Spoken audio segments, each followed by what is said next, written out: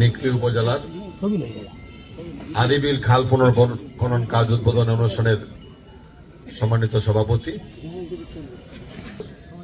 যেখানে শহীদ রাষ্ট্রপতি জিয়াউর রহমান এসেছিলেন, সেদিন সেই খাল খনন কর্মসূচিতে আমি নিজে অংশগ্রহণ করেছিলাম এবং পাকুন্দিয়ার সেই নদী খনন, এই নদী খননেও আরিয়াল খান নদী, এই নদী খননে আমরা উপস্থিত ছিলাম, তার সাক্ষী ছিলাম। আজকে অনেক বছর পরে ওনার সুযোগ্য সন্তান মাননীয় প্রধানমন্ত্রী তারেক রহমান সাহেবের নেতৃত্বে আবারও সেই খাল পুনর্খনন কাজ শুরু হয়েছে। আজকে উনি দিনাজপুর থেকে সেই খাল খনন উদ্বোধন করবেন। এটা, এই খাল, নদী, নালা আমাদের জীবনের সাথে জড়িত, বাংলাদেশের প্রকৃতির সাথে জড়িত।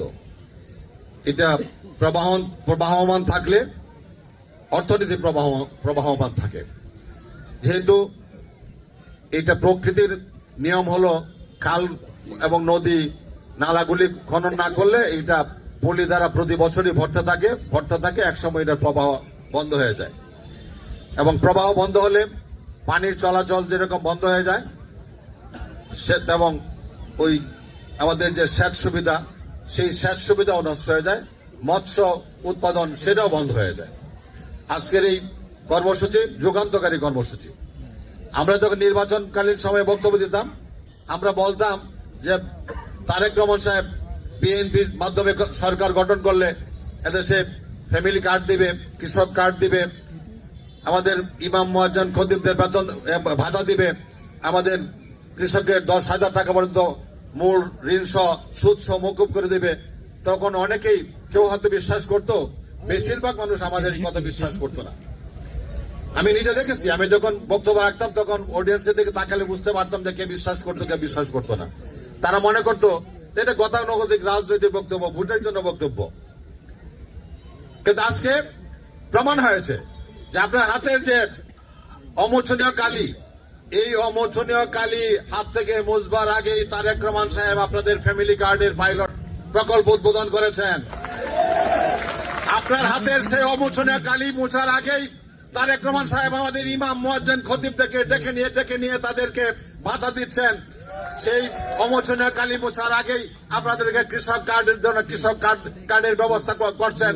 এই সমস্ত কথা আজকে স্বপ্নের মতো আমাদের কাছে মনে হয় এবং এই বিশ্বাস আরো দৃঢ় হয় যে তারেক রহমান কোন ছাতির করার জন্য বাংলাদেশে আসে নাই।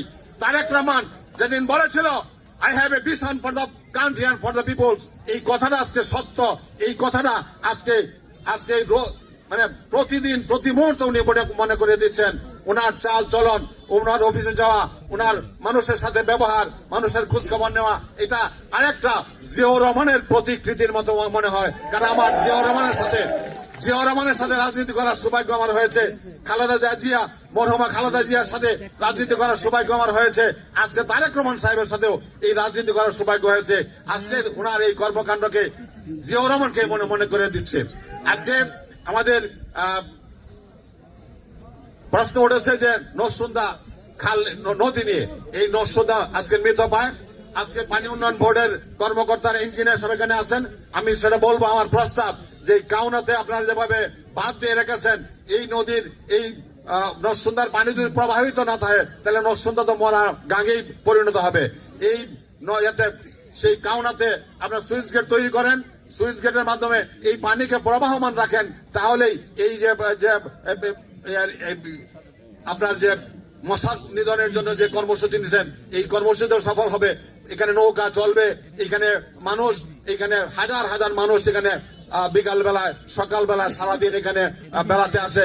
সেইটা বেড়ানোর সার্থক হবে যদি পানি প্রবাহমান থাকে। এই জন্য এই কর্মসূচিটা নেওয়া খুবই জরুরি।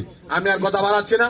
আজকের এই কর্মসূচির মাধ্যমে আমাদের এই কর্মসূচি কিশোরগঞ্জ জেলায় শুরু হলো এবং পরবর্তী সময়ে প্রত্যেকটা উপজেলায়, প্রত্যেকটা নির্বাচনী এলাকায় এই খাল খনন কর্মসূচি উদ্বোধন হবে। আমি আজকের এই অনুষ্ঠানের প্রধান অতিথিকে উপস্থিত থাকার জন্য আমার পক্ষ থেকে অভিনন্দন জানিয়ে এবং নিকলিবাসীকে প্রতি আমার পক্ষ থেকে কৃতজ্ঞতা জানিয়ে আমার কথা শেষ করছি। আল্লাহ হাফেজ। বাংলাদেশ জিন্দাবাদ, বাংলাদেশ জাতীয়তাবাদী দল জিন্দাবাদ। শহীদ জিয়া অমর হোক। মরহুমা খালেদা জিয়া অমর হোক, আমাদের নেতা তারেক রহমান জিন্দাবাদ জিন্দাবাদ জিন্দাবাদ।